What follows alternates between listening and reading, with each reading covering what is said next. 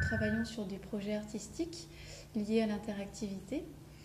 Et à chaque fois que nous construisons un projet, nous cherchons à travailler à des scénographies particulières où nous invitons le spectateur donc à rentrer dans des univers qui sont souvent très oniriques, poétiques, et dans lesquels il va devenir acteur de l'œuvre. Ici, nous présentons Alsos. Alsos veut dire bois sacré en grec. Et dans cette installation, le public rentre dans une petite clairière d'une forêt qui s'apparenterait à une forêt des contes, une forêt magique, mystérieuse, maléfique, et dans lesquelles les spectateurs vont rentrer avec de petites lampes torches afin de l'explorer et de découvrir ses secrets. Il va découvrir à l'intérieur des fleurs fluorescentes. Et en s'approchant des fleurs, lorsque le spectateur éclaire la fleur, celle-ci va réagir.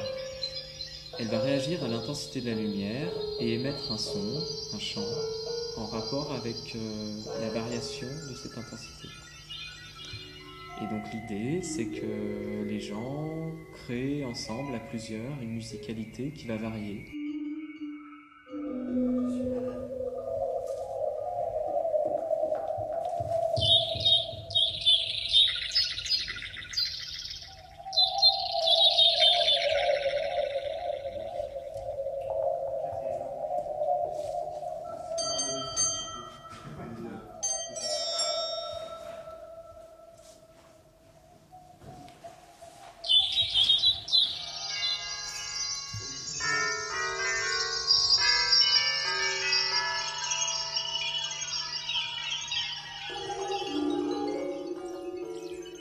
Finalement, le seul objet interactif qu'on puisse visualiser, c'est les fleurs, c'est le pistil des fleurs, parce qu'à l'intérieur des fleurs se trouve un minuscule capteur de lumière.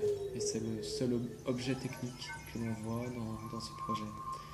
Car ce qui caractérise finalement nos travaux, c'est une utilisation de la technologie, mais avec la volonté de la masquer, de la camoufler. Et ce, pour essayer d'accéder à quelque chose qui serait peut-être presque de l'ordre du vivant.